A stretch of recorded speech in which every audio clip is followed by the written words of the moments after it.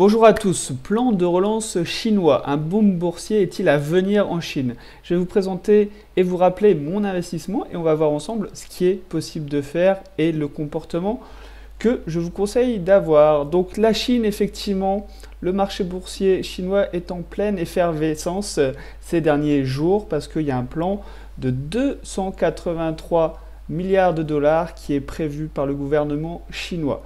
Alors, il faut rappeler en fait ce qui s'est passé, c'est que le marché chinois est en crise depuis 5 ans. Depuis 5 ans, on voit ici un ETF sur les 50 plus grandes entreprises chinoises.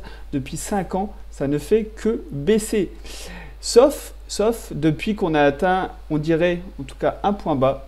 Et d'ailleurs, j'avais fait une vidéo à cette époque, donc je vais mettre, que ça va s'afficher sur votre écran là à côté de cette vidéo, que vous pouvez aller voir. De toute façon, j'en reparlerai un petit peu.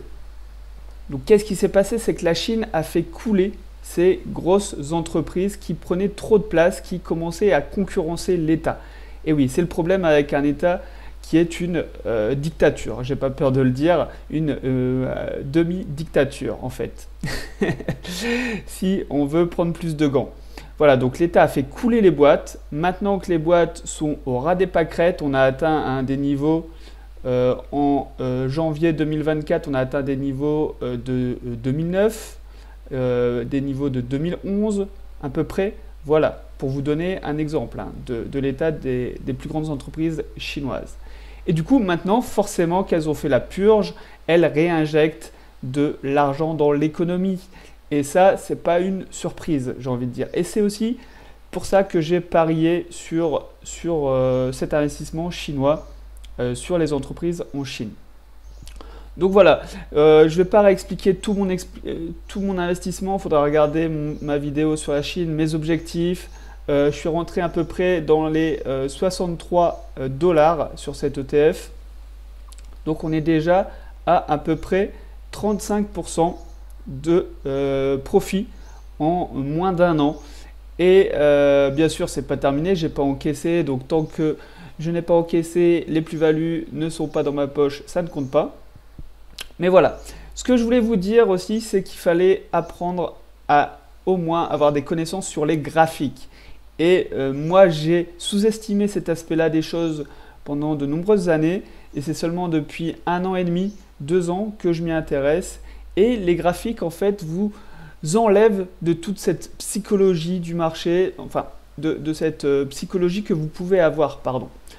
Des images qu'on va vous montrer à la télé, de vos amis qui vont vous parler d'investissement, d'entreprise, de secteur. La bourse enlève tout ce qui est subjectif. Enfin, la cotation, la lecture de graphiques enlève toute cette partie de suggestion, d'a priori que vous avez sur des marchés. Et donc là, concrètement, on voit que on a fait une sacrée bougie haussière ces 3 dernières semaines. Alors là, il y a une correction en cours cette semaine-là. Mais on voit que les marchés boursiers se sont réveillés aussi à l'annonce d'un investissement massif de la part du gouvernement pour relancer l'économie. Et donc, l'autre élément aussi important, c'est qu'il faut savoir laisser courir ses gains et couper ses pertes. Et souvent, on fait l'inverse. Souvent, dès qu'on est en gain de 15, 20, 30%, on aura tendance à encaisser parce que ça nous fait de l'argent, on est content, on a réussi un pari, on est content d'avoir eu, j'ai envie de dire, raison. Et en fait, c'est aussi difficile en fait, de laisser courir ses positions gagnantes. Donc, c'est un exemple aujourd'hui avec mon investissement de cette situation. Pour moi, les signaux sont toujours extrêmement positifs. On vient de casser, comme je l'ai dit, à la hausse. J'avais un scénario d'investissement pour cette ligne dans mon portefeuille. Pour le moment, on est toujours dans les clous. Ça se passe même comme sur des roulettes, j'ai envie de dire, comme le plan était prévu. Il ne faut pas s'inquiéter du coup que ça puisse retracer. Il peut encore avoir une stabilisation pendant 3, 4, 5, 6 mois. De toute façon, moi je l'ai dit, j'ai un objectif assez court terme sur le marché chinois parce que le gouvernement, comme je l'ai dit, est trop impliqué dans le marché boursier. On l'a vu, hein, pendant 5 ans, ça a baissé. Donc ça ne veut pas dire que pour les 10 prochaines années, ça va monter. Ils sont très bien capables de refaire la même chose dans 3, 4, 5, 6, 7 ans. Enfin, je ne sais pas. Donc bref, chacun a sa propre stratégie. Je voulais vous partager voilà, l'état du marché. Est-ce que c'est le moment d'investir? Eh bien, je dirais potentiellement oui. Hein, potentiellement oui, surtout après ce petit retracement qui nous permet de revenir sur des niveaux pas trop élevés. Mais quand on a des premières impulsions comme ça, il faut toujours suivre les tendances en fait. Suivre les tendances, c'est ne pas avoir peur d'acheter quelque chose qui monte. Et ça aussi, c'est dur.